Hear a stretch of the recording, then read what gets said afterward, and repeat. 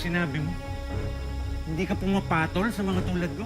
Sir, tingnan niyo naman ako. Tingnan niyo yung itsura ko. Hindi tayo talo. Hindi talo, bakit? Ha? Bakit? Lalaki ka ba? Ha? Sir, tama na. Oh, Sir, ano ba? bakit ha? Ano ka ba dito? Boy? Ha? Tanggalin mo nga yung sombrero mo. Ano mo nakakasiwa eh. Ganda ka eh. Hoy! Ano yan? Anong meron dito? Wala. Nagkakatuwa na kami nitong boy mo. Sir, binabastos ako nito eh. Binabastos ka, eh bisita ko yan. Pagbigyan mo! Oy Brad, galingan mo. Taas lang ako ah. Sir! Sir, ano ba? Ah! Pagbigyan mo lang ako. Ay! Malabang ka pa. Ha? Halika dito. Dito. Halika dito. Ha? Ganun mo naman. Tama na, sir! Ay, Ano tama ba? na. Ang kulit mo ha. Sinabi na huwag ka na kulit mo.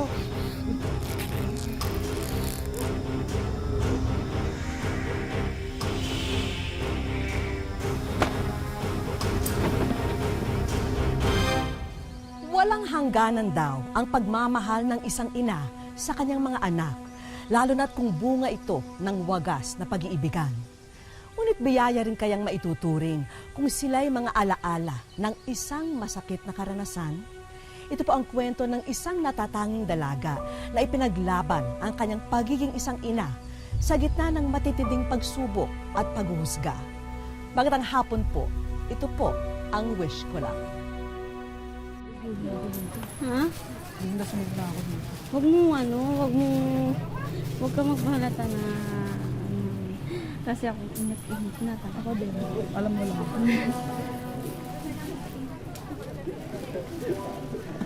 Anak niya ba yan?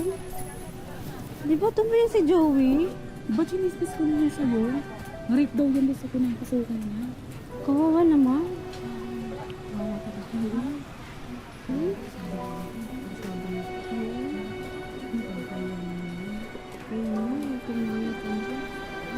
Ano nga? Wala na, alis na tayo.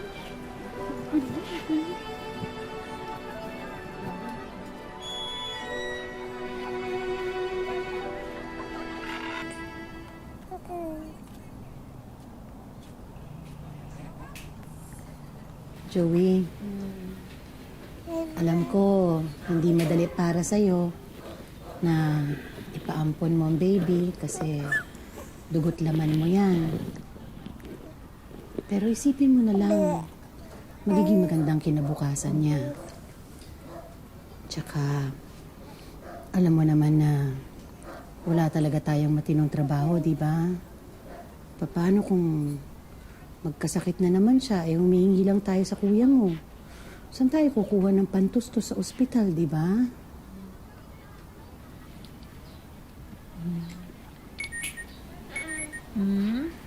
Anak, andyan na sila. Pag-usapan na natin to, di ba? Ay,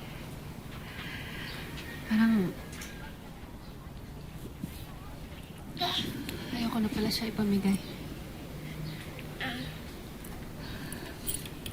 Akala ko kasi maalala ko yung mga nangyari sa akin kapag nakikita ko tong anak ko. Pero hindi pala.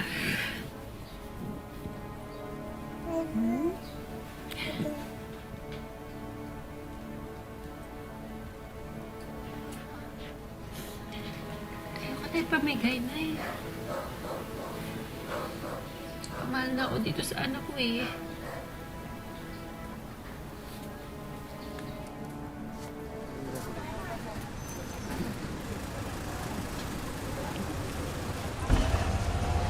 Pwede po magtanong? Pwede. Saan po yung kinama ng salve? Ito lang ho, yung sa may pulang gate po, sa kanan. Okay, salamat.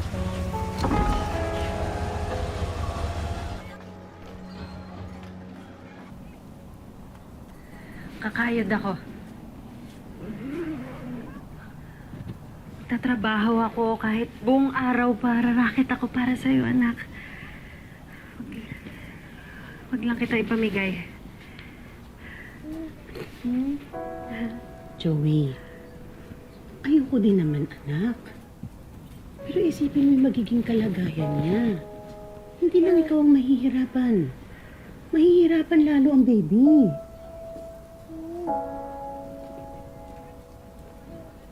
Ayoko. Sakit lang pakin ako. Kain ka lang, ha? Kain ka lang.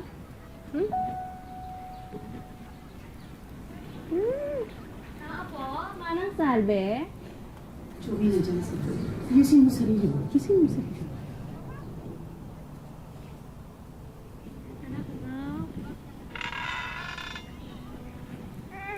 Sana maalala mo si Mama, ha? Tandaan mo.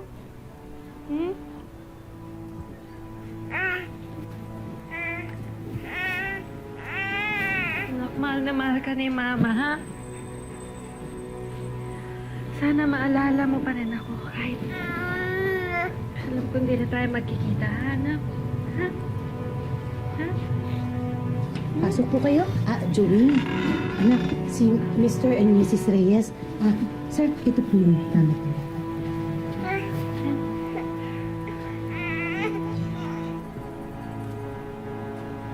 Sige na, anak. Siya na po ba yan? Pwede ko na po ba siyang kandahin? Opo, sige na anak, sige na. Pag-usapan na natin ito.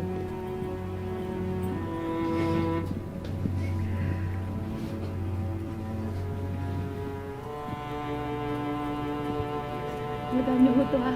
Mahal na mahal ko po ito, anak ko. Ha? Huwag mo kalimutan si Mama, ha? Ha? Mrs. Reyes, sige po, magtawagan na lang po tayo. Mauna na po ako. Sige na. Sige po, Manang Salve. Tatawagan na lang po namin kayo, ha? Saglit lang. Sige po. Saglit lang. Anak! Anak! Huwag mo kalimutan si Mama. Mahal na mahal ka si Mama. Tama na, anak. Tama na.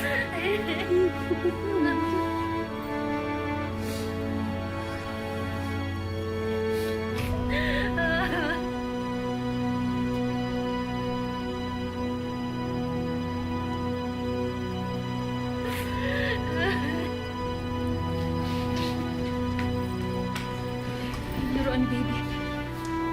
Joey, hayaan mo na. Sige na. Hindi, paborito niya to eh.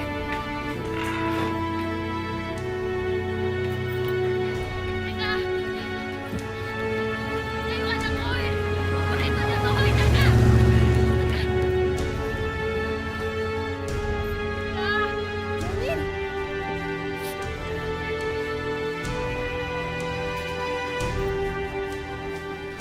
Masakit man, walang magagawa si Joey kundi tanggapin ang katotohanang hindi na sila magkikita pa ng kanyang pangalan.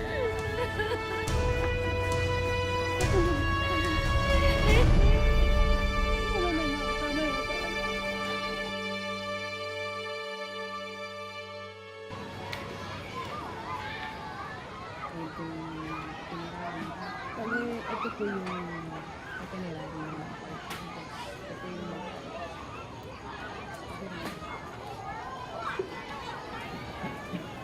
Hoy, Vince! Ano na? Tayo binayaran dito para magmukmuk ka, ah. Namimiss ko lang yung anak ko. Siguro mga ganong kalaki na yun. Akala ko ba matapang ka? Akala ko ba siga ka? Eh, Diyos ka rin, eh. Uy, ano ka ba? Nakita mo nang nalulungkot yung tao eh. Talagang ganyan ang mararamdaman niya, anak niya yun eh. Alam mo, parang hindi ka puro problema ang inisip mo. Sumama ka sa akin mamaya. Relax ka naman. Sana naman. Alam mo, BI ka talaga, Pao eh. Kung ako sa'yo, umuwi ka na lang. Magligpit na tayo para makasama ka.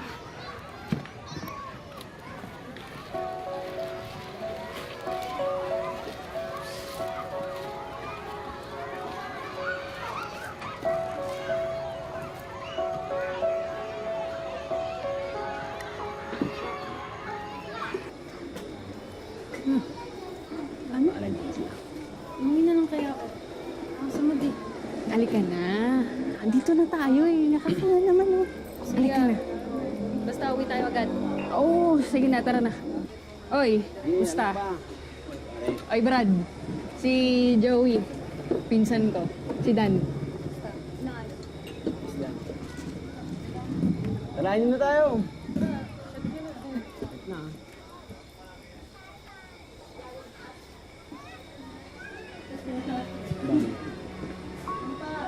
Game ba yan?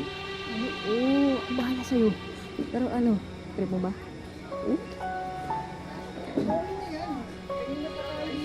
Ano na? Joey, baka may gusto ko pang inumin, ha? May ayos na ako dito. Pulutan oh. Ay, ako na pala.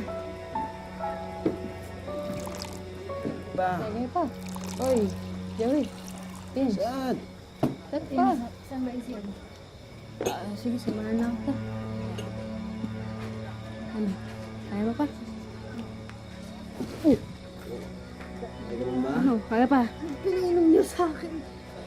Uwi na lang ako. Dito ka na matulog na. Dito ka na. Dito ka na. Dito ka na nga ba?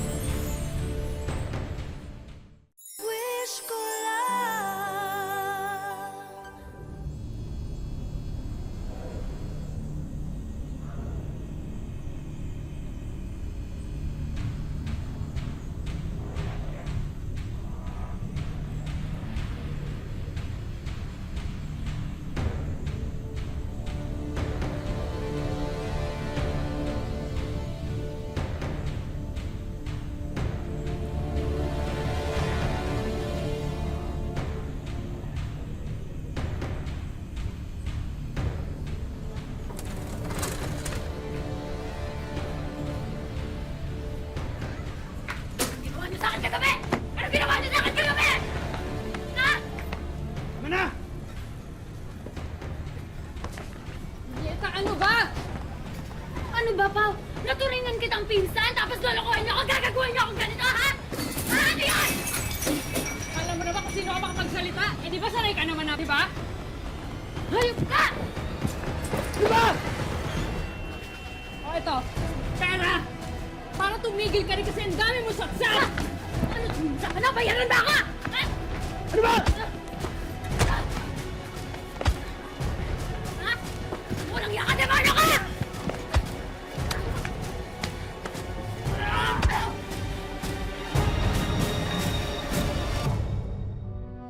Hindi inaasahan ni Joey na maulit ang bangungot na kanyang pinagdaanan.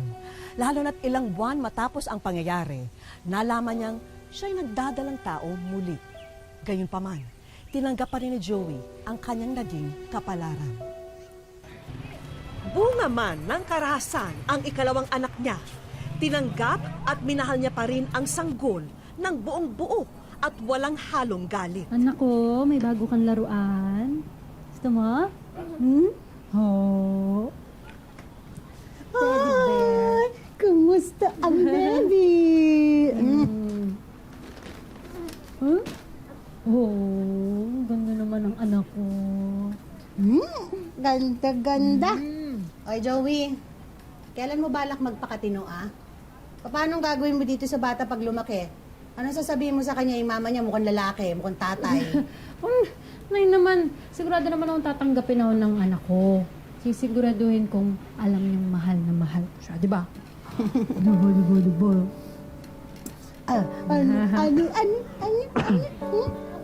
Ang taba. Oh, ang laki na ng anak mo, kasing ganda mo, ah. Oo, yung bunga mo. O, anak, kay Lola ka muna, ha? Magtatrabaho muna si Mama. Nay. Mga ngalakal po muna kami. Mag-ingat kayo, ha? Oy, Mike, ikaw na bahala dyan sa dalaga ko, ha? Oh, dalaga? Bakit? Mayroong bang lalaking nanganganak? Ako! Ewan ko sa'yo. Ingatan mo yung dalaga ko. Sige po, ako na pong bahala sa kanya. Babay ka. Mama! Ang ganda-ganda ni Mama! Ay, sus. Ay, sige. Ay, pabuti. Sige. Ay.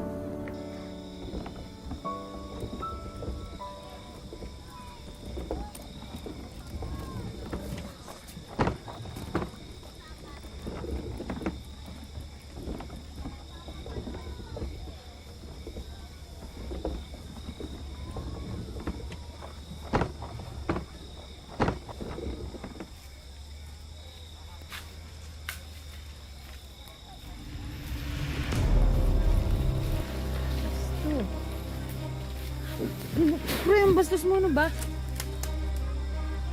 Alam ko naman na gusto mo eh. Ano ba pinagsasasabi mo? Na gusto mo. Lalaki, di ba? Huwag ka nga magbiro ng ganyan. Baka pa ako nabibiro.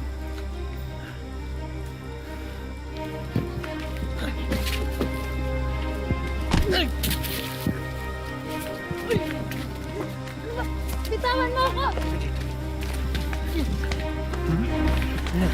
Huwag ka na lumaban. Wala naman makakaalam eh. Kat!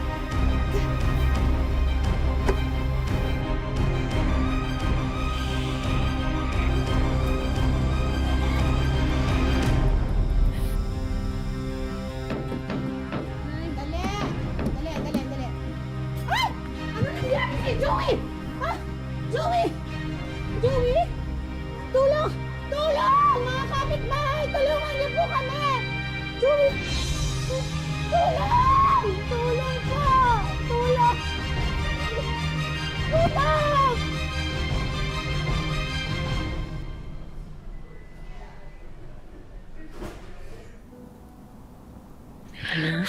Kumusta ang pakiramdam mo? Di ko na alam kung sino pagkakatiwalaan ko.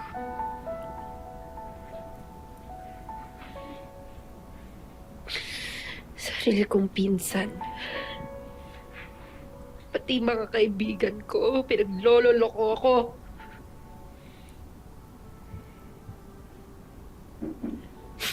Hayop sila. Hayop sila.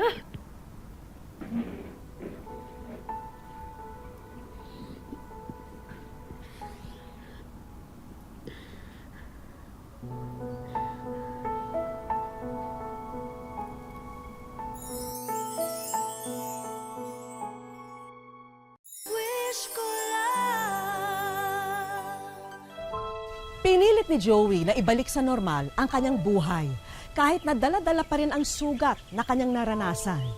Isinantabi niya ang galit upang lubos na maipadama ang pagmamahal sa kanyang anak.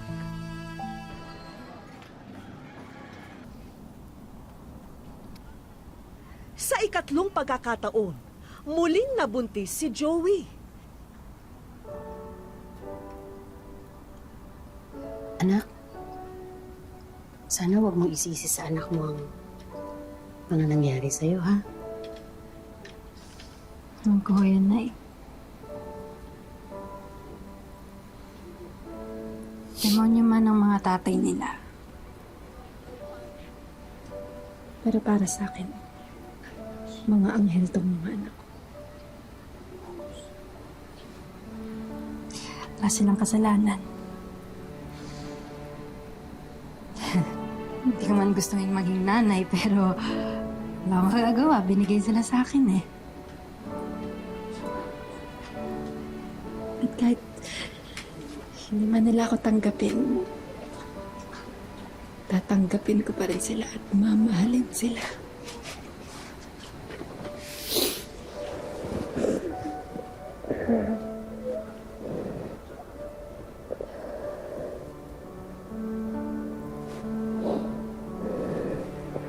Basta, anak.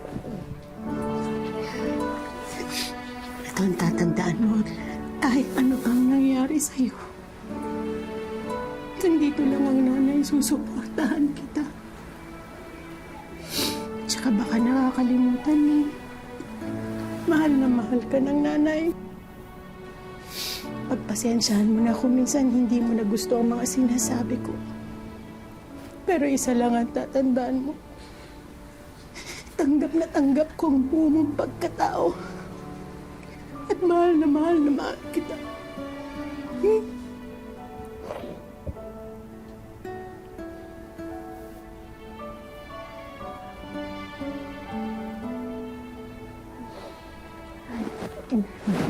Sige, tama na.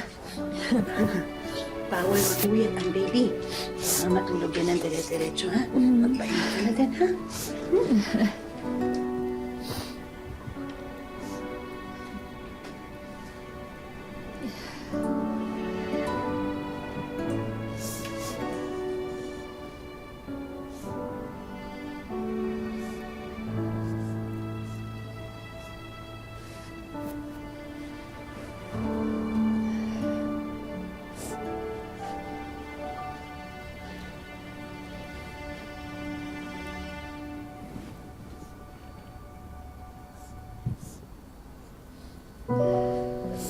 Anak,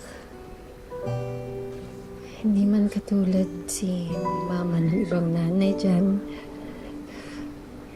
At alam kong ngayon hindi mo pa maintindihan.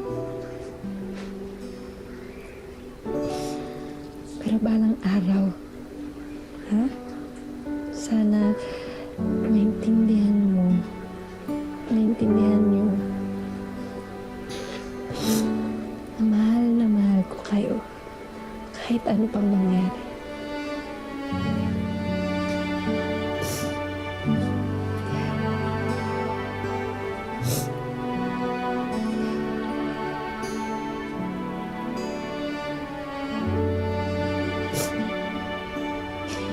Kahit tawagin niyo pa akong papa o mama, wala akong pakialam. Basta mahal na mahal ko kayo.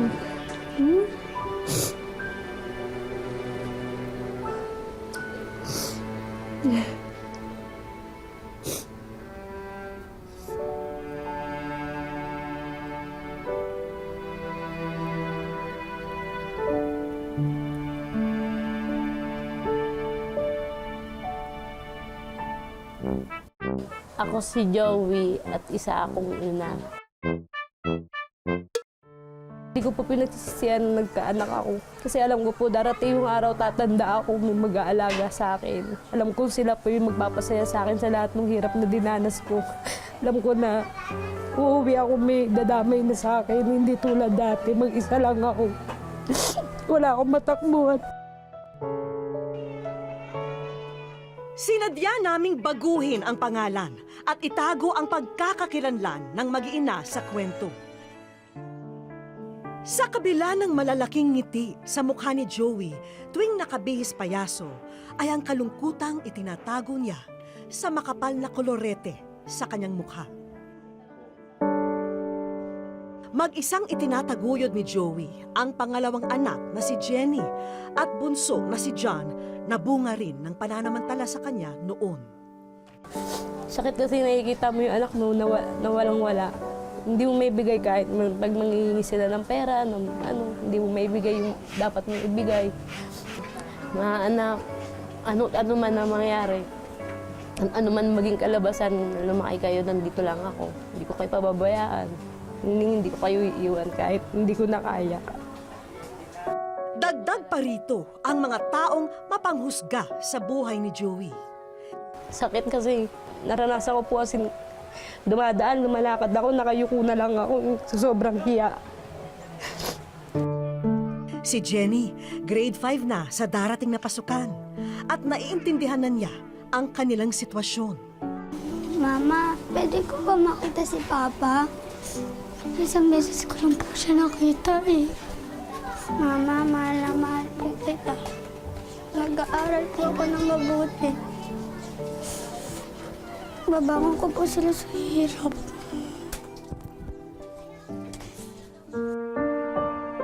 Pinatawad na raw ni Joey ang mga taong nanakit at nanloko sa kanya. Yung mga lalaki nanloko sa akin, yung mga tatay ng anak ko, sana huwag na nilang ulitin.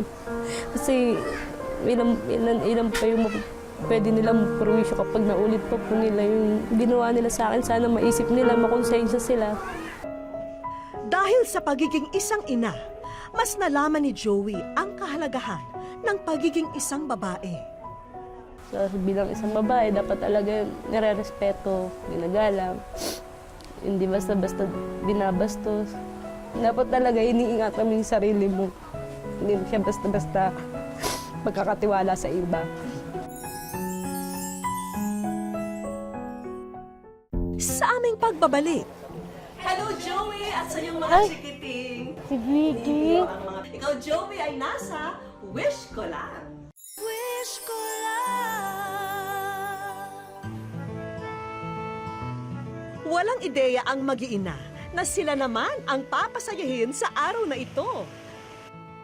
Ang alam lamang ni Joey ay may racket siya dahil kailangan ng clown sa lugar kung saan namin sila dinala. Pinigilan na namin si Joey sa paghahanda ng gamit upang ipaalam sa kanya kung ano talaga ang pakay namin sa lugar na to.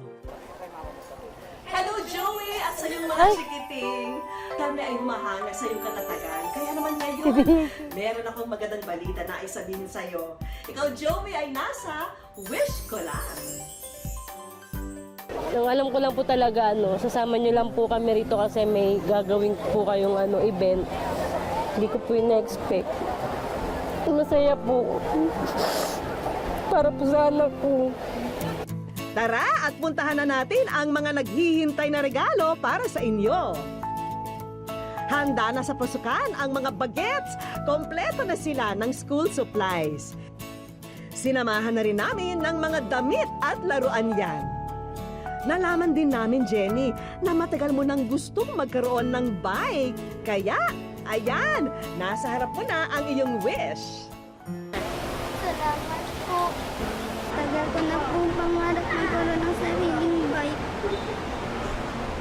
Saka mga gamit ko sa school. Hindi na po sila mahirapan pagbili ng gamit. Hindi na po ako mangingi sa kanila. Pinaaabot naman ng ating kaibigan ang pangkabuhayan package para kay Joey. Salamat po kasi meron na po kaming magagamit na panghanap buhay sa bahay namin. Sinigurado na rin namin ang iyong regular na hanap buhay. Ang kumpanyang ito na ang bahala sa iyong papasukang trabaho. Sa paghahanap kasi ng trabaho, andiyan po yung minsan tinitignan yung yung gender mo. Minsan ayaw nila. Wala kasi talaga akong makuha ng trabaho kasi hindi nga po ako nakapagtapos eh. Kaya malaking tulong po ito para sa akin na makapagtrabaho ako. Maraming salamat sa lahat ng mga nanghusga, sa lahat ng mga pinag-usapan ako. Maraming salamat kasi sa kanila tumatag ako. Mas lalo ko pinanindigan yung sarili ko na kailangan kong tumayo kasi may mga anak ako. Kailangan kong lumaban. Hindi ako mabubuhay sa mga salita nila kahit na kahit napakasakit, tanggapin na lang kaysa naman patulan. Wala din naman pong mangyayari. Kaya sana lang may naitulong sa kanila yung mga ginagawa nila sa akin. Tuloy-tuloy lang ang buhay para kay Joey. Dahil yan ang katangian ng isang ina, ang hindi sumusuko, alang-alang sa kanyang mga anak. Hindi natin napipili kung sino ang ating magiging anak o magulang. Ang importante ay ang pagtanggap at pagmamahal na magsisilbing pundasyon ng isang masayang pamilya. Hanggang sa susunod na Sabado mga kapuso, ako po si Vicky Morales at ito po ang Wish Ko Lang.